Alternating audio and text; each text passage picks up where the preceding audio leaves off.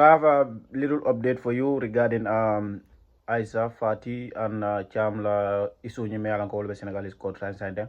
So the latest is that of course Kununeng Friday here in Nyinkera. One of the things Menkera wala nyindiko they made a ruling on the Isala bail nying request nying ya dismiss le maison kala ka bail diala and also Cham fana ya dandalaro diala ko next naman na iba mutalal. Okay, so that is a short update. I could have just written that and just move on, but I have a very loaded analysis and commentary to make about this case because Menkera wala nyindiko. Let me start with Cham.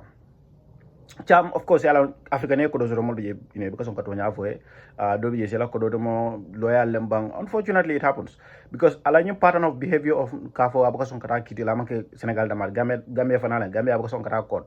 Okay, ite mo sama kiti la abaka son kata court. Yala form disrespect towards the judiciary system. Anon jojol mange malaika di. Egal wala kara yes, they are very highly educated, highly qualified professional and all, but more lel moody. Ya understand? Kiti bunga bunya. How many kiti bunga? How many times do you have to hear this? Don't waste the court's time. I mean, there are tons of files out there. Why would you waste the court's time? Baratala aim and objective moment ya niya jibe. Ibajala ko alafta ka ndoke nyinga alafta tumuta rokono. Alafta because aje ko nenta manta okay ba ajona. Ni manta ba ajona. Bado tumuta rokono. Why will you do that? If you have a tangible case and you want one of the tamansero do biye ka itande ko mem pour justice tama anyama wala nyinde ko ay taria kidiyo nye taria mbega mem vola the common saying justice delayed is justice denied ko ay taria bari e felante bi fana ku nyala mamange of course esala side the bail ya fenkele e balanta wala so ngamre ko kidiyo nyi Kekse update I just want to read his post for you because to be honest I have to give credit to him and then I will tell you ngamera nyinata can include in his post but I saw it I have posted and I call to ask him about a few things about it and then ngajala sa comment fanado ko kitiyo ni ya adjourn le to the 31st of this month I believe so 31st again next week kitiyo ni betenten okay so chamla femena wadekel bari let me read the post first. So many along go a little bit visuals will I will try to put it for you for a few seconds on the screen. Update on Isa Fati's case. Kexla post line. He said the case of Isa Fati on the allegation charge of blackmailing began, with the charge sheet being read to Isa. She denied all the accusations made against her. Isa denied all allegations and informed the court that the phone number in question did not belong to her. She stated that she did not know the user of the phone number and had never visited any place associated with it.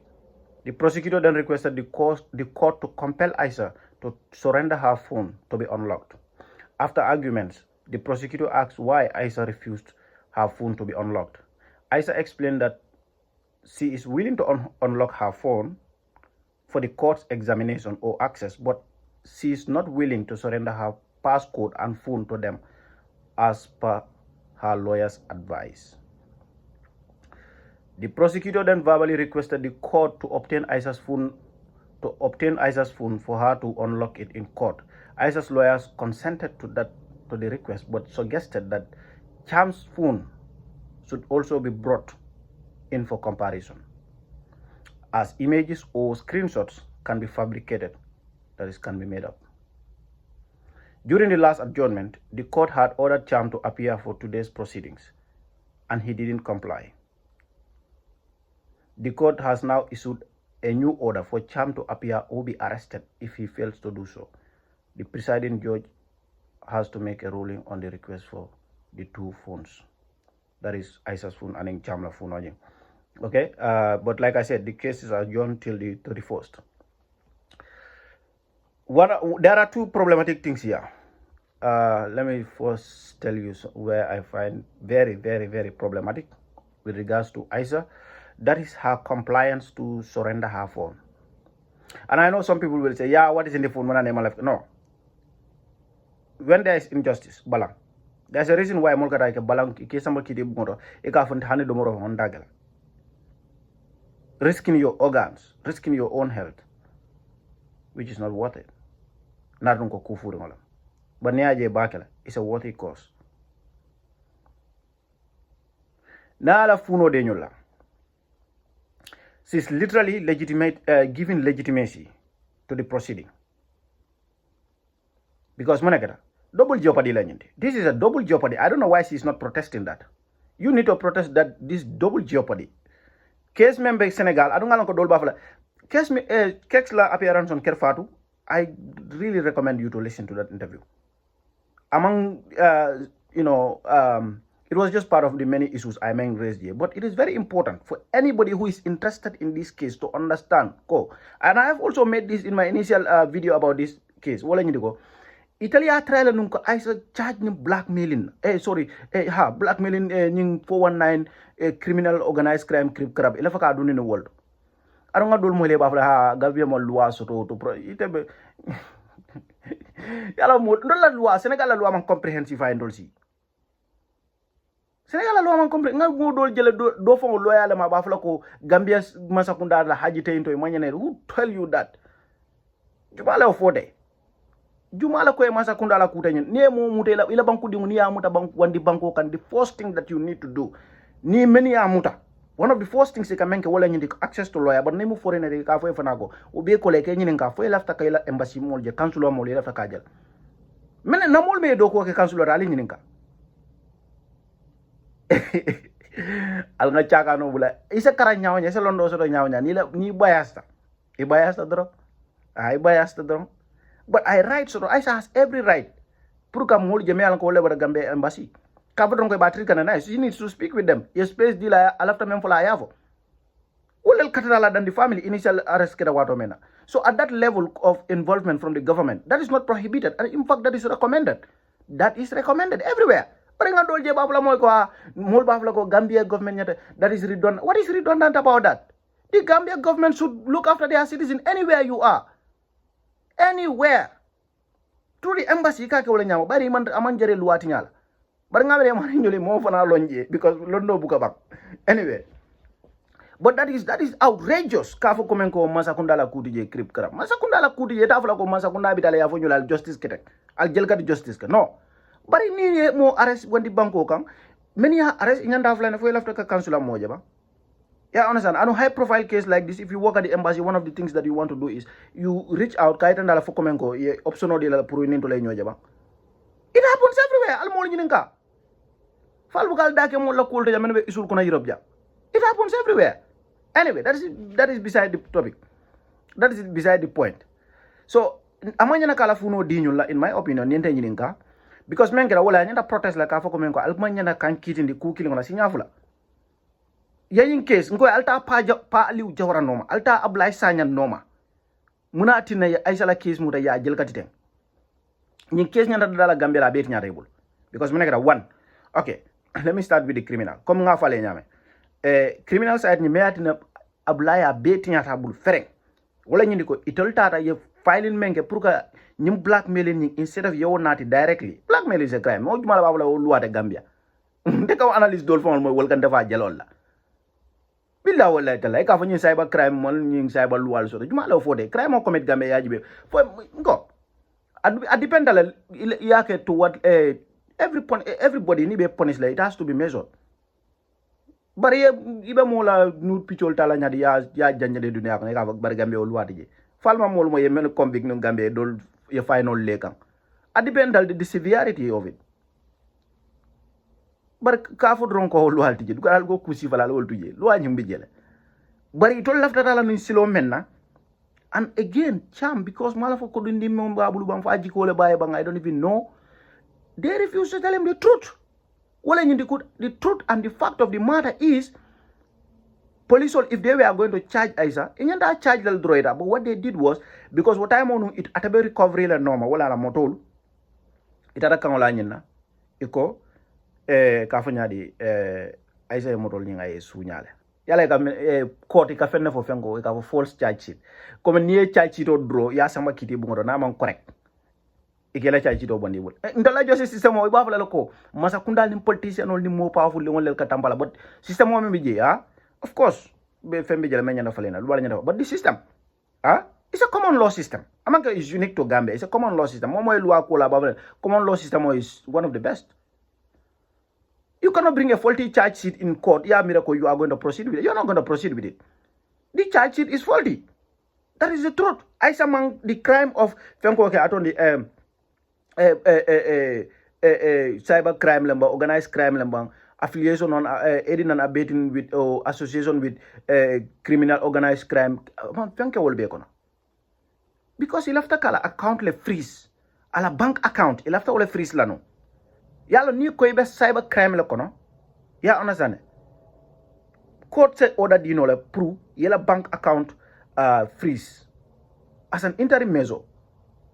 Because itela mari itela activity movement wala nyindiko iteka organize iteba criminal activity le kekan online. And therefore ila bank nyanda freeze lale because that is part of online activity nyang absuyaro beta ranada is affiliated and associated with bank transactions. Yeah, on a yajale ñul nata men comme they were being smart with it, but ibe comme ibe menke ka wala ñindi ko iman damendo calculer wala ñindi code be mona mira la bay tol kuma dal ko criminal mind men be tolla ablay sanya ning paliu jawara e kuma dal nga charge ñinna and they got it wrong ida da jojo ya say. And again I refer you to go and listen to Kex men for Faturela platform. The case is still in Gambia. Now prosecutor is going to be thrown out because the charge sheet is faulty. I tell you that, I can tell you that for free. The charge sheet is faulty. You go and amend it. Go and amend it. But it's already there. That is already hanging there. And it's all associated with nyum blackmailing. That is Duma. Il after all proof le malo ba proof la nyame ina de kayko idabe ikotol be Nigeria no le investigate ka 419 crime ntenga nyoy juna wallahi azim bare anda bunda buka case be moy dro nga cikum ba ko na sako something that has to do with nude ada anala ni nude ko ndol nga be moy juna le juna but I'm for more se diamude for more se to nya fo nyoy because after that I'm after Gambia case be Senegal. So that is the problem. Ñil ñanta menkela wala ñindiko charge sito membe Gambia ya amen ya aisa kitindi ko nata non ko atle ñinge anu mun an ablay chamu evidence ota ya di Gambia ngol. And by the way aka funo memfo aisa la funo wa ko alafta kam men soto cham kala fa cham la loyal be funo me agiuka where is also different from because I called to confirm that is also different from the phone member Gambia police all bull mana to le aisa stupid tal 2 times ali la moy janale the first phone I believe that ko nude be men kon yo sis la be Gambia police all bull still now nka fo nu wala kon na last video kono ko I hope that the Gambia police force will not cooperate because it abe bulle they are investigating it ñil tara ye duntaje they should not cooperate because in la territory in la jurisdiction in la banko me alon ko you have the right kela loi tamanda kono why will you surrender evidence to another court in another country it be the same thing kizikizika say aisa nara fun fulanya funa aisa keta toledi fun fulanya nyum fana I something compromising to that because ni that regular problem si fakona one can only guess ko ela funo better clean de 110% fona dun ko among street smart at all isa ko fenna better ko me is compromising ala funo kono I don't expect that. I don't think so. And in any case, it's going to be minimal compared to maybe member tara Gambia bull. And I'm not even saying ko fenne be kono, but Gambia ko isobita fenne be Gambia police force. Is ko isobita ko fenne ba kon. And we don't funalu, let's get this straight. Aisa mambalanka funo yela. Comme na men fo janu conditional menga dealer because everybody funo if you are having access to my phone that's like not privacy. Akala fakala loyaje. Ako ala nyala na loya nyala iko no palu ya fam fenke di na tara ya fam fenke ay la password so fe ya bula yeta pourquoi dalil fedamang right of the accused that is like the basic hani ka no go tara loi kara sanji kilina la even the first year law school iko foele first year hana no min ka diploma ke ka 6-month diploma ke one you ought to know that the right of an accused person mo nyanda ka lawyer je ko ikafo ko ntel how can you do that even more investigate ka ko want to speak to a lawyer stop the interrogation as soon as possible yala lawyer diala wala tina hanar nungu mome ma lawyer afford no ika foko you need to have a public defendant ika lawyer dila me alon ko masakunda la ba dile comme exemple nyimboyo me mo fate nara nungu ama me police fulol fa Gambia kana ma lawyer jono masakunda be lawyer dila because it's a serious crime me alon ko felony ne me alon ko ita try no without being represented fona fon ka fata frère. So what are we talking about here? It only cool betinya. So I said sometimes model it is difficult nibe call kon anung Senegal and Gambia man claim, but I don't see any reason to cooperate whatsoever. And I've been telling her to I'm not trying to interfere with justice or whatsoever. But as long as the case is filed in the Gambian courts, anything that has to do with evidence, I'm not cooperating. Go and put me behind bars. No problem all about it. And I'll go and sue you to ECOWAS court. Because the case is already presented before another judge. Okay, let's go to the civil. Civil nyimfana abla yalo nata ben. Alo no kuda ben. Iko akasanol men fu. Akasanol men fa edu ni banko kana illegally. Ay smogul. Akafo ngasanol men di ten krip krap. O smogul anying is even one of the witnesses me along he is trying very hard to protect him in court because no na diam na kuma dol bije ala loyal ba try kana pro kana na ya fa drong abla be do na trouble kono because abe sanol ni na de kam banko kana illegally ya ona sana ndol be ngo do man ni ngol lonne comme man rawol la jam but Mali ning Senegal ning Gambia ning Guinea Bissau ning Sierra Leone ning banko ya ona sana gold business o kata maje legal wano but anyway ate nyin nati banko kana illegally andong na ba nyama kitio fo nyanda kosila ablay kama Gambia le me alon ko GRA Gambia Revenue Authority nyande da naje because inata discover kitio nyin kono ko Abdoulaye la Sanola man namo jo ay sanol men dunina banko ka akawol men fo kay di ay sala man namo jo nyende nyin ngam bafule naning ay sa be nyanda lola kitio la walal albe mum sani business la alba business kan ne bang falbe nyo so kan la ay koy because namo manyo ni namo manjo there is no all of them should be held to account for that. Let them come and explain. Jual tam, chamla tam, wala koita. Jumala na rela bejel, wala bang chamla witness or. Can you imagine? Itebe phenomenon smoke. Ite is smuggling ke. Because ni mo gol desire. Because mem koita wala mko kama aman namo juala. Okay? So that means smuggle nane. So smuggle me ya smuggle nang. Men nara di aisala on at the receiving end. Wala be testify ka. Kanyo sene yan. Yalon silang allegation o bandajel. Aman namo juala. Anu ka kodi jama fana di man. You call Bume Bekononia Jibe, he cannot prove nothing. But the main concern is why is ISA cooperating with the criminal investigation? Me ya longo. Gambia police ya startle. Already ya charge. Ni ma charge is okay. They are looking into it. Senegal el fanalu ebe je jibe kan. But when it comes whatever ya jibe nyaonya, Senegal left from iba kisi kan nga mo ya interrogate le with regards to the criminal. Iba jibe kan they are weighing their options whether they will be able to navigate their laws to to find a loophole somewhere to charge her. Iba wala court criminal. And which is always normal. Simultaneously criminal and civil kata no nyola. Okay? I think that's also very important to make clear to make it very clear to people. If you look at no nyola. Okay, comme exemple namba do fon be jang ka moy dash yala mol yata fon accuse school la me alon ko e ko not guilty bari men be cry kam victim solo will still now will sit down court la ya fata ko ya sue in civil because criminally ma sotono because Gambia bank dinere na be fata dungolo be betinyalal so ka kenole nim ye criminal ye try jema work ya understand because criminal threshold is higher than civil. So it's a mari sambanole in a civil. So apply like criminal ama threshold mid no civil lebe ke kan Gambia. Sa Senegal lebe mo ko ga. Because sorry criminal ya trial they went through the wrong way. Ibota ye nata civil. So flow nyimbe is fair to say ko flow baby da kan nyola la Gambia. But criminal among file kuke because pali jawra nyoli amene tul mum alalti. Ye fanke alalti.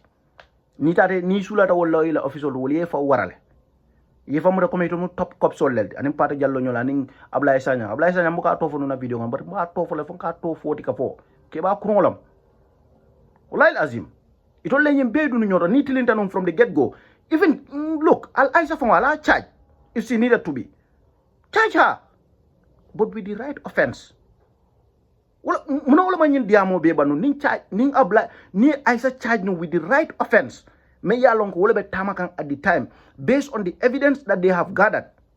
They should have charged Aisha. Nitol believe tako there if there is a reasonable doubt proof ko Aisha ba accused kamena ni believe tako they have a good shot ni tara court, they should have charged her. But if I don't more than the court system, let her go to court and battle it out and clear her name. Legally, you can be able to have access to that phone. But yo funo be muta no mena ya muta menka ma wala nyini dorongo. They wanted to like extract whatever information ka jibe for near fenko soto drong atoni enough evidence soto on her. They ya tada ma number. Ya number. She knows exactly what they wanted. To satisfy jam. Imandra in the interest of justice. Because remember, justice le jam more pro abla kudi jang pro Aisha kudi jang. Justice. Wala kumara mo bed. Justice is the most important thing. Niatar nunko al believe ko kula be caring. Aisha balanda. Al ato akata la funo yella. Narnunka balanda silogan. Because remember, don't get me wrong, a balanda for a reason, it lebala right violate ka. Muna ne manta no be la court. Brita la court muna ne man continue. Because ni container they know that they are going to lose. Because it will lual bait nyale, you lual bele jelkat. And I'm going to tell you something here. At the end of my video, I like to give you one or two things out of context. Yeah, you know Gambia in the criminal justice system, nyim police kurungol jama bije, ika case jama lose is because of prosecutor ika taule ibuka sonkata kitiola. For whatever reason. Ndeta afale ke bribe bari ka ku jama case jama lose aka ke fongolel ide ka taw o ika careless they don't show up in court ya understand ye bulol bula ibuka understand fang anu ngawo je case do la men yalan ko it should not have happened. Those people should not be let, you know, imagine ke bule free wanyama ngakilo bula ra men la jam barendo fala jam.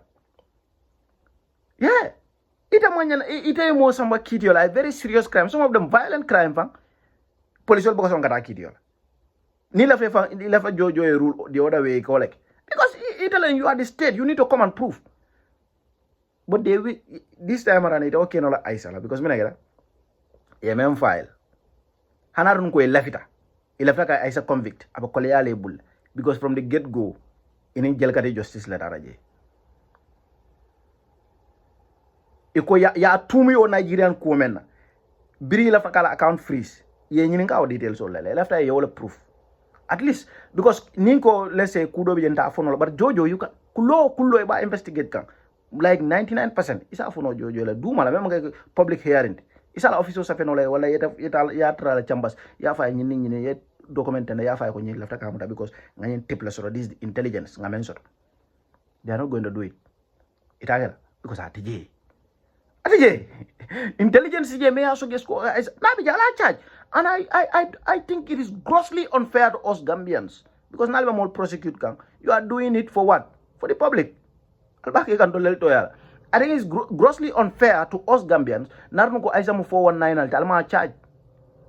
You are not keeping us safe by not doing that, by not charging her. Alianta charge dale. You are not keeping us safe by not charging her. Narno ko 419 scam na mat ala charge. Na to bulata 419 ko ala charge, you investigate it. Bari ngaji jane kunun kurale do lel mutas kamalu kunun fo kunun ko aliye post straight Facebook page out Gambia Police Force alin kana nyonene justice mo be kole akede na lafta ka justice tamandi. The first thing you should have done was to charge Aisha outright in Gambia kaidan ko atolo you are serious with ko nying I 419 scam wada be bar muna a case be muna na albandaje o case be jolonna it will be thrown out because fully siringolam. Yeah, family. From the get-go, Nale Ablai Dandala ko. Look, you know what? This is a civil case. Deal with it. Okay? Nali Aitan Ablai from the get-go ko. This is a civil case. Ablai bitanungala hajola laning. I said ita bonyoto. And Ablai fanala loyal. I don't know why they didn't tell her ko. You could have, you know, done this by going to family channels. Imam Fatih nyolu bebe Gambia. Ya fo kon ya itan dila kon tamal la fi nu na fi ala lafta la sunna nim farala bar sa akata fudu no la nye lafta na fi but you started to go directly ka bully ka police ol kiakan ka mol arrest. You have to understand ya mol arrest le même manke Aisha fond in fact lafta nyina la story nyina but At the time I was informed ye modol arrest nunge Aisha la moto le jabulu. Ya understand? Ye moto dol jabulu for either Aisha la moto or ya miracle Aisha la moto ye mo arrest. Me alanko it wasn't even Aisha. Aisha's husband or Aisha's car. That's how greedy they were with this woman. He can't be hammering Kamal. Because Cham has the capability of, police or jelgatindi. Iko be jelgati justice tamandila man tamano. The way they wanted it. So Gambia, if anything, it is just because among left men na police all side, you also the Cham you also 100%. But I'm justice system on no. So now Senegal at run well team. Let's see how it's gonna play out. Let's see how it's gonna play out. Many video it's unusually long. So Allah baraka bage. Thank you. I see you again inshallah.